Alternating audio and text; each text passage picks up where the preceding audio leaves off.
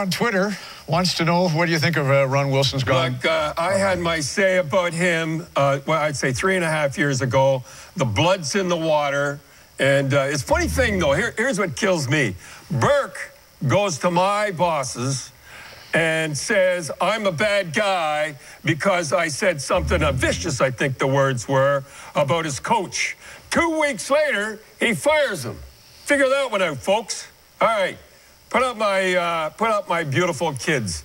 And that's, last night I'm at the Marlies and Rebels game, and look at the hot dog here. These guys, beautiful guys, they're T.O. Young Nats. They will never play for the Toronto Maple Leafs. I heard your interview with Burke, and he said, well, we have a tough time here. Every team has 5 guys come in from Ontario. Now, I'd just like to tell you, there's more people come from Ontario, hockey players come from Ontario, any other place in the world. Anybody want to argue with me? I'll tell you, more than anybody. Let me just give you Vancouver. I wrote it down. I had to write it down like there. Vancouver has 4. Pittsburgh has 6 from Ontario. St. Louis, beautiful team, surprise team, 9. Last year, Boston had 7 from Ontario. This year, they got 9 from Ontario. When Chicago won it the year before, they had 7. Guess every team in the National Hockey League has a guy from Ontario except one. Guess who it is? It's Ontario's Toronto Maple Leafs. Now, if you want American college guys, if you want Americans, you got the team. It's the only organization in the world, in Toronto, in Canada, that cheers when Canada loses. And it's an absolute shame. There's 40,000 kids, like I showed you, in the GTHL. Do you hear that? 40,000. Check the guys that are, Segan, Skinner, Spezza, you go down the whole list. They all come from the GTHL. This guy has none. He has all Americans. He has American college guys that play for him right now, and that's the way I feel it right now. And I could go on and on, the whole deal, and it's the best And here's another thing that bugs me. We pay his salary from Ontario. We are the fans that are there from Ontario. We are the only ones that would put up going 4 years in a row with no, and once finally they sing something at the end, and they're all bad. I mean, not make the playoffs 3 years in a row, probably not 4, to sit with it and not have one guy from Ontario. That's a crime, as far as I'm concerned, because I'm out with them every night. And when I see these kids busting their tails and everything, and I think they won't make Toronto. They'd love to make Toronto, and that's all I got to say about that. One interesting thing is Gauthier in Montreal said he'd try to get a Francophone coach and then went with a non-Francophone coach and got all kinds of trouble. But he's always made the point, and you agreed with it.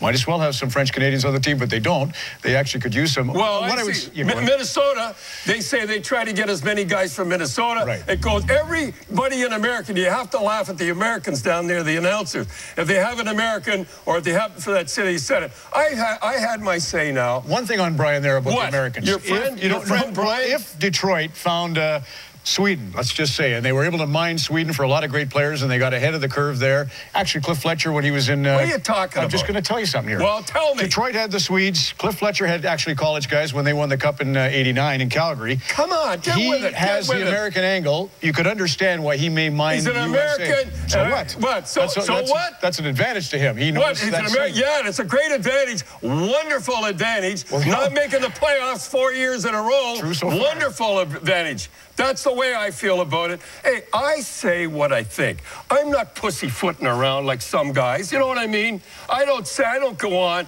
and ask them soft questions. I say it like it is. If you want to get me... I was asking soft questions? Yeah, you were. Like what? Well, I don't know.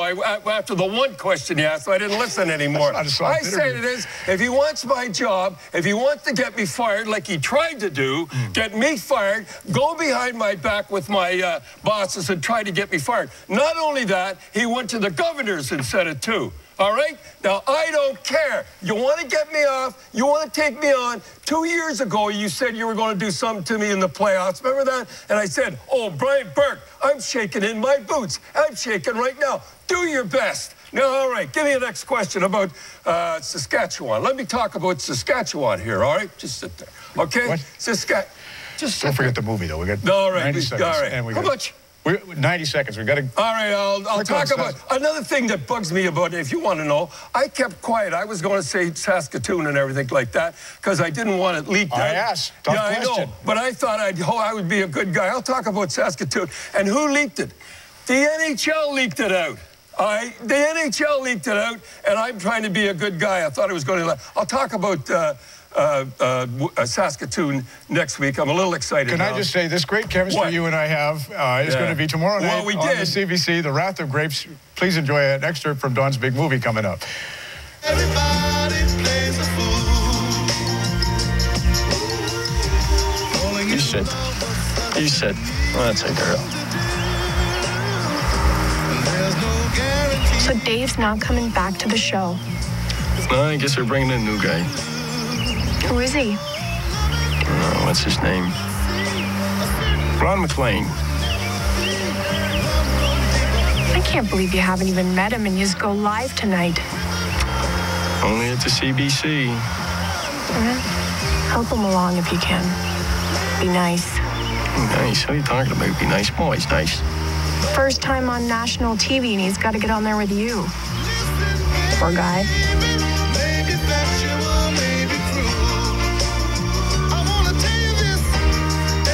Should be a good one, as long as this rookie isn't stepping on my toes, eh? Hey, Don. You'll be fine. Don, this is Ron McLean. We'll be phasing Ron into Dave's position over the next coming weeks. All right. It's a real pleasure to meet you. All right. Now, what's this I hear you were a weatherman in Red River someplace? Red Deer. I was started in radio and then TV weather and the sports. Now I'm here.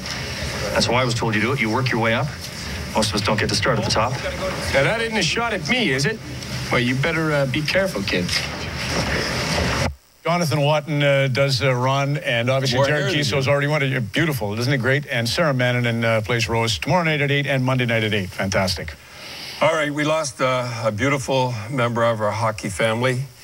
Ryan Wood, 6 years old. He played for the Tavistock Titans, a pre-novice.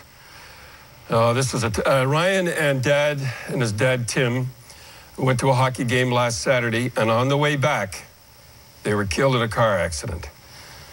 They called him the Little Warrior. I'll tell you why they called him a Little Warrior, because he fought cancer for 3 years, and he won. I can't imagine what his mom, Sarah, and brothers, John and Cody, are going through right now. But John and Cody, you're the head of the family now. You've got to be tough and be brave. God bless Ryan and Tim.